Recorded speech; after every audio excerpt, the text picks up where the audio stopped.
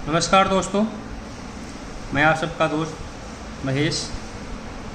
I hope आप सब अच्छे होंगे। आज का हमारा टॉपिक है कि फ़ायरवॉल में हम इंटरफ़ेस कैसे कॉन्फ़िगर करें, कैसे किसी इंटरफ़ेस को वैन में कन्वर्ट करें, कैसे किसी इंटरफ़ेस को हम लैन बनाएं, कैसे किसी इंटरफ़ेस को हम DMZ बनाएं। हमारा ये सब टॉपिक होगा आज का, और इन सब टॉपिक के ऊपर आज हम चर्चा करेंगे। अगर आप वीडियो पर नए हैं तो कृपया वीडियो को लाइक और सब्सक्राइब कीजिएगा चैनल को। इससे क्या है कि मेरा भी मोटिवेशन बढ़ेगा। चलिए वीडियो को स्टार्ट करते हैं। देखिए, जैसे आप फायरवॉल को जब कभी भी ओपन करते हैं तो इस तरह से एक आपका कंट्रोल सेंटर का पेज ओपन होके आता है, और इसी के साथ इसमें ही आपके सारे फीचर्स आपके लेफ्ट हैंड साइड में शो करते हैं कि आपको फायरवॉल का पोर्ट कॉन्फ़िगर करना है, इंटरफेस कॉन्फ़िगर करना है, या फिर रूल बनाने हैं, वेब पॉलिसी बनानी है, एप्लीकेशन पॉलिसी बनानी है, वायरलेस कॉन्फ़िगर करना है, या वेब सर्वर आपको इसमें इनबिल्ट करना है, VPN बनाना है, XYZ सारे इसमें फीचर्स आपके लेफ्ट हैंड साइड में आते हैं और इसी से ही हम कॉन्फ़िगर करते हैं।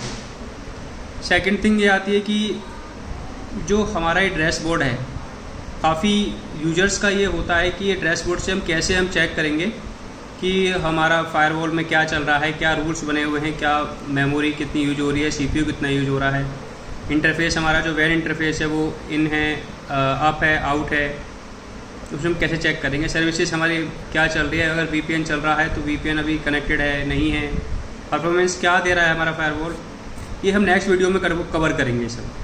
ठीक है, आज का जो हमारा टॉपिक है वो हमारा टॉपिक है कि हम फायरवॉल के इंटरफेस में कैसे उसको लैन या वैन बनाएंगे।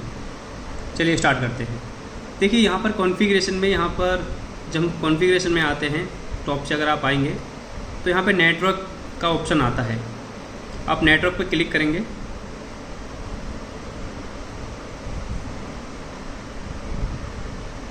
नेटवर्क पर क्लिक करने के बाद में आपको ये फर्स्ट ऑप्शन पे आना है, इंटरफेस। ये ऑटोमेटिक ऑटोमेटिक ओपन हो जाता है। जब आप नेटवर्क पे क्लिक करेंगे तो फर्स्ट इंटरफेस यही ओपन होके आता है। ठीक है, इसमें देखिए, इसमें बहुत सारे इंटरफेस ऑलरेडी कॉन्फ़िगर हैं। मैं आपको एक रैंडमली किसी एक इंटरफेस पे लेके जाता हूँ। फॉर एग्जांपल, आपको कोई एक नया इंटरफेस आपको कॉन्फ़िगर करना है। ठीक है, आपने उस पर क्लिक किया, ये आपका पोर्ट ओपन होके आ गया। आप चाहे तो अपनी सहूलियत के हिसाब से इसको चेंज भी कर सकते हैं। फॉर एग्जांपल, हमें लैन देना है, लैन पोर्ट बनाना है। आप यहाँ पर इसका नाम आप यहाँ पे चेंज कर सकते हैं। यहाँ पे नेम इसका पोर्ट 4 है तो आप सर्वर रख सकते हैं। आपको अगर ये पोर्ट आपका CCTV के लिए बनाना है, वाईफाई के लिए बनाना है, या फिर अदर किसी और जोन आपको बनाना है तो आप यहाँ पर वो नाम दे सकते हैं। या फिर फॉर एग्जांपल, अगर आपको वैन ही बनाना है तो वैन के लिए भी आप इसको यहाँ पर आप वैन का नाम दे सकते हैं, जिससे आपको उसको आइडेंटिफाई कर सकें कि हमारा ये पोर्ट ये इस चीज़ के लिए हमने बनाया है। फायरवॉल के अंदर बेसिकली आप जितने भी पोर्ट्स का आपके फायरवॉल है, चाहे वो XG है चाहे वो XGS मॉडल है, आप उसमें किसी भी पोर्ट को अपने हिसाब से लैन भी बना सकते हैं, वैन भी बना सकते हैं, और DMZ भी बना सकते हैं। डजंट मैटर कि जो उस पर लिखा हुआ है कि port number 1 LAN, port number 2 वैन, पोर्ट नंबर 3 DMZ, वो आप अपने हिसाब से उनको चेंज कर सकते हैं। सपोज केवल ये रिकमेंडेड करता है कि अगर आप इसको लैन बनाएंगे, अगर आप आज नहीं हैं, कोई और अगर पर्सन आपके यहाँ पर आता है, आप अगर नौकरी कहीं स्विच कर जाते हैं या फिर लीव पे चले जाते हैं, किसी वजह से आप फ़ोन पिक नहीं करते हैं, तो आपका जो कलीग है वो उनको आइडेंटिफाई रहे कि हाँ देखो ये लैन है, तो शायद ये लैन का इंटरफेस होगा। जो पोर्ट 1 होता है, जो पोर्ट 2 होता है वो वैन लिखा होता है उसके ऊपर, कि वो कंफर्म रहे कि हाँ ये वैन होता है। और पोर्ट नंबर 3 DMZ, अगर आपके नेटवर्क में अगर और भी नेटवर्क अगर रनिंग में है तो आप पोर्ट नंबर 3 वैन DMZ कॉन्फ़िगर कर सकते हैं, नहीं तो आप उसको वैन भी कर सकते हैं। देखिए, अगर आप लैन बनाते हैं अपने नेटवर्क में, अगर आप लैन का नेटवर्क बनाते हैं तो आप केवल यहाँ पर एक स्टैटिक IP देना होता है। अगर विदाउट VLAN अगर नेटवर्क चल रहा है तो ये जो IP होता है ये हमारा हर एंड यूजर की मशीन का गेटवे होता है। ठीक है, सबनेट मास्क आप अपने हिसाब से यहाँ पे रखेंगे। अगर आपको 254 का ही अगर नेटवर्क चाहिए 254 नेटवर्क में चाहिए तो आपको 24 का सबनेट रखेंगे। अगर आपको 512 का अगर आपके यूज़र ज़्यादा हैं, 500 के आसपास हैं, 500 के आसपास है, तो आप 23 का रखेंगे। अगर आपके यूज़र 900, 1000 के आसपास हैं तो आप 22 का रखेंगे।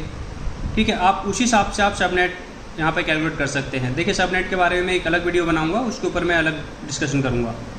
अगर किसी का सबनेट अगर क्लियर नहीं है तो उसके लिए भी मैं वीडियो बनाऊँगा, बता दीजिएगा, तो उसके ऊपर हम अलग डिस्कशन कर लेंगे। वो एक बहुत बड़ा काफ़ी डीपली है, तो उस पर हम जब भी चर्चा करेंगे। ठीक है, अभी हमने यहाँ पर 24 का सबनेट रखा है कि जिसमें हमारे 254 हमें होस्ट मिलेंगे। ठीक है, आईपी आप अपने हिसाब से रख सकते हैं, जो आईपी आप चाहते हैं अपने नेटवर्क में रन कराना। बस ये मालूम होना चाहिए कि आप जो आईपी यहाँ पे रख रहे हैं वो आईपी आपके फायरवॉल किसी दूसरे इंटरफेस के ऊपर कॉन्फ़िगर ना हो। ये आपका लैन के लिए भी सेम बनता है। बाकी देखिए, इसमें वो ऑप्शन आ रहे हैं आपके स्टैटिक, PPPoE, DHCP हम और PPPoE ये हम वैन जब हम इंटरफेस बनाते हैं तो जब हम यूज करते हैं। ठीक है, देखिए ये हमारा लैन का हो गया। अब सेम यही हमारा DMZ होता है और सेम यही कॉन्फ़िगरेशन हमारे वाईफाई में होती है। केवल हमें आईपी असाइन करना होता है, ना ही कोई गेटवे नेम होता है, ना ही कोई गेटवे आईपी होता है। अगर आप देख रहे होंगे तो हाइड रहता है ये। ठीक है, इस तरह से आप अपने लैन में और एक नया लैन क्रिएट कर सकते हैं, एक नया इंटरफेस क्रिएट कर सकते हैं और एक नए नेटवर्क को बनाकर आप उसको भी अपने नेटवर्क में रन करा सकते हैं। ठीक है, अब हम आते हैं वैन के ऊपर कि हम वैन कैसे बनाएंगे। अगर हमें कोई नया ISP मिला है तो हम नई ISP को कैसे कॉन्फ़िगर करते हैं। अगर देखिए आपको स्टैटिक आईपी मिला है तो आप यहाँ पर स्टैटिक आईपी यहाँ पर असाइन करेंगे। यहाँ पर आप उसका सबनेट देंगे जो आपको ISP से सबनेट मिला है। यहाँ पर गेटवे नेम देंगे। आपको मालूम होना चाहिए कि वो टाटा है, BSNL है, वोडाफोन है, एयरटेल है, XYZ जो भी ISP आप उसको नाम दे देंगे आपको आइडेंटिफाई करने के लिए। और ये थर्ड ऑप्शन आता है गेटवे। यहाँ पर गेटवे देना बिल्कुल मस्ट है। अगर आपने गेटवे सही दिया है तो ही आपका इंटरनेट चलेगा, अन्यथा नहीं चलेगा। बट मेरा ही सजेशन है, जब भी आप वैन इंटरफेस कॉन्फ़िगर करें उससे पहले आप अपने लैपटॉप पे जो आईपी आपको ISP ने दिया है उस आईपी को अपने लैपटॉप पे कॉन्फ़िगर कीजिए और उसको चेक कीजिए कि जो स्टैटिक आईपी आपको दिया है आपका नेट उसके माध्यम से चल रहा है या फिर DHCP से आईपी चल रहा है। अगर आपके लैपटॉप पे वो रनिंग कर जाता है तो आप उसको अपने फायरवॉल में कॉन्फ़िगर करिए, वरना मत कीजिएगा। जब तक आपके लैपटॉप पे इंटरनेट ना चले जब तक उसको आप मत कीजिएगा। स्टैटिक आईपी अगर आपको मिला है तो आपको यहाँ पर कॉन्फ़िगर करना है इस तरीके से। अगर आपको PPPoE का कनेक्शन है आपका तो आपको सेकंड ऑप्शन पे जाना है, PPPoE। ठीक है, यहाँ पर प्रीफेड आईपी होता है, इसकी अभी नीड नहीं होती। बेसिकली हमें यूज़र नेम और पासवर्ड की नीड होती है। यहाँ पे यूज़र नेम और यहाँ पर पासवर्ड। अगर आपका यूज़र नेम पासवर्ड सही है तो ही वो कनेक्ट होगा, वरना कनेक्ट नहीं होगा। यूज़र नेम पासवर्ड टाइप करने के बाद में हमें सेव करना होता है और यहाँ पर कनेक्ट ऑप्शन आता है, यहाँ पर कनेक्ट करना होता है। अभी देखिए हाइड है क्योंकि यहाँ पर हमने कुछ टाइप नहीं कर रखा। देखिए फॉर एग्जांपल मैं यहाँ पे टाइप करके दिखाता हूँ ऐसे, और इसको सेव करूँगा और फिर इसको कनेक्ट करूँगा। ठीक, कुछ ऐसे भी यूज़र होते हैं जिनके यहाँ पर एक छोटा सा राउटर लगा होता है, उसी के ऊपर आईपी कॉन्फ़िगर होता है वैन आईपी, और वो उसके माध्यम से इंटरनेट यूज़ करते हैं। उस केस में देखिए मेरा उनको सजेशन है, अगर आपको आईपी अपना अगर आप सोपोस की फायरवॉल यूज़ कर रहे हैं या फिर पालाल्टो की कर रहे हैं या फिर सोनिक वॉल किसी भी मेक की कर रहे हैं, गेटवे अपने फायरवॉल को ही रखेंगे तो ज़्यादा बेटर है। क्योंकि वो क्योंकि जो फायरवॉल है वो गेटवे लेवल पे काम करती है। अगर आप किसी अदर डिवाइस को अगर गेटवे पे रखेंगे कि कोई भी राउटर वगैरह हो गया छोटा मोटा जैसे आते हैं, TP-Link वगैरह के आते हैं, तो देखिए वो आपके नेटवर्क को सिक्योर कहाँ कर पाएगा। क्योंकि गेटवे तो वो हो गया, आपकी तो फायरवॉल केवल यहाँ पर राउटिंग का काम कर रही है कि आपके लैन टू वैन के रूल बने, उसे रूट करा और वो आगे पास कर दिया। इंटरनेट तो आपका उसके माध्यम से आ रहा है। और जो भी आजकल मिलीशियस या वायरस वगैरह का जो भी अटैक्स वगैरह आते हैं वो सब इसी माध्यम से आते हैं। अगर आपको फर्स्ट लेवल पे ब्लॉक करना है तो आपको फिर अपने फायरवॉल को गेट पे रखना पड़ेगा। बाकी फिर आपकी चॉइस है कि आपको कैसा आपको रखना है। देखिए अगर आपको DHCP पे रखना है तो उसमें आपको सिंपल कुछ नहीं करना है, यहाँ पे DHCP पे क्लिक करना है और DHCP और गेटवे का नेम देना है। नेम आप अपने हिसाब से कुछ भी दे सकते हो, डजंट मैटर, और सेव कर देना है। जो IP आपको पीछे से डिवाइस आपकी वो पास कर रही है वो IP ऑटोमेटिक यहाँ पे आ जाएगा और वो इंटरनेट आपका चल जाएगा। ठीक है ना। देखिए इस केस में एक चीज़ और मैं बताऊंगा जो आजकल बहुत मस्ट है कि सब फायरवॉल तो ले लेते हैं, बट फायरवॉल के साथ में आपको एंटीवायरस भी लेना पड़ेगा। किसी भी मेक का आप एंटीवायरस परचेज कीजिए और वो अपने एंड मशीन में आप ज़रूर इंस्टॉल कराइए, क्योंकि जितने आप साइट्स ओपन करते हैं, पॉपअप ओपन करते हैं, अगर आपका नेटवर्क सिक्योर नहीं है, आपके नेटवर्क में आपने केवल आप एक फायरवॉल लगा के आप सोचें कि आपका नेटवर्क सिक्योर हो गया है, तो वो केवल एक गेटवे लेवल तक वो करता है, स्कैन करता है। वो भी जब करता है आपने उसके उस हिसाब से सब्सक्रिप्शन ले रखे हैं, आपने लाइसेंस आपके उस हिसाब से हैं कि हाँ वो उसको मॉनिटर करेगा तो ही वो मॉनिटर कर पाएगा, अन्यथा नहीं कर पाएगा। तो मेरा सबको सजेशन है कि आप एंटीवायरस ज़रूर परचेज करें, चाहे किसी भी मेक का हो। ज़्यादा नहीं तो थोड़ा बहुत तो वो सिस्टम को स्कैन करेगा, थोड़ा बहुत तो वो ब्लॉक करेगा, बाकी आप सर्विस जैसी लगाएंगे आप उस हिसाब से आप उस पर यूज़ होगा। और सेकंड थिंग एक और मैं आपको बताना चाहूँगा कि आपने फायरवॉल में जितने भी रूल बनाए हैं, चाहे वो लैन टू वैन के हैं, चाहे वो वैन टू लैन के हैं, ठीक है, जितने भी रूल्स हैं उनमें आप लिमिटेड सर्विस ही ओपन रखिए, एनी सर्विस मत कीजिएगा।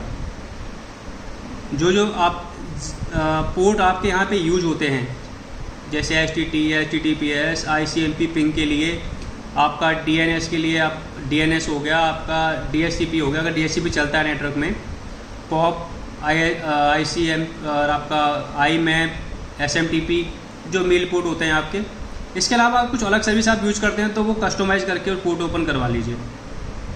बाकी एनी सर्विस मत रखिएगा, उसमें आपके नेटवर्क में चांस 80% हो जाते हैं और नेटवर्क को हैक करने के लिए। दूसरा, जब भी आप वैन टू लैन का रोल बनवाते हैं किसी से भी, उसमें पोर्ट 22 ओपन मत कीजिएगा, SSH पोर्ट, और 3389 जो आपका RDP पोर्ट होता है उसको भी ओपन मत करवाइएगा। आप ओपन कराते हैं तो पोर्ट नंबर चेंज करवा दीजिएगा, क्योंकि बेसिकली क्या है, जो हैकर्स होते हैं वो इन दो पोर्टों पर ज़्यादा स्कैन करते हैं। अगर नेटवर्क में SSH और 3389 अगर पोर्ट ओपन है तो उसमें चांस ज़्यादा हो जाते हैं। बाकी देखिए अटैक ना हो, मैं तो अटैक ना हो, ऊपर वाले की कृपा है।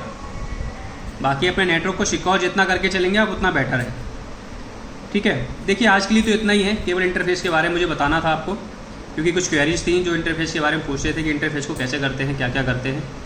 तो आज हमने इंटरफेस को कवर किया है। नेक्स्ट टाइम इसमें मैं आपको ये बताऊंगा कि किसी भी फायरवॉल का कौन सा पार्ट साइबर सिक्योरिटी में कवर होता है, कि साइबर सिक्योरिटी अगर हमारे यहाँ पे ऑडिट हो रही है और साइबर सिक्योरिटी के लिए अगर हमसे पूछा जाता है कि आपने जो फायरवॉल यूज कर रहे हैं कि साइबर सिक्योरिटी में कहाँ पर किस बेस से ये काम कर रही है, तो मैं उसके ऊपर आपको बताऊंगा कि क्या क्या टॉपिक, क्या क्या चीज़ होती हैं जो हमारे साइबर सिक्योरिटी में इसमें कवर होती हैं। ठीक है जी, आज के लिए तो इतना ही है, बाकी मिलते हैं नेक्स्ट वीडियो में। एक बार फिर से वही कहूँगा कि चैनल पर अगर नए हों तो लाइक और सब्सक्राइब कीजिएगा चैनल को। बाकी नेक्स्ट वीडियो मिलते हैं आके। ओके, नमस्कार।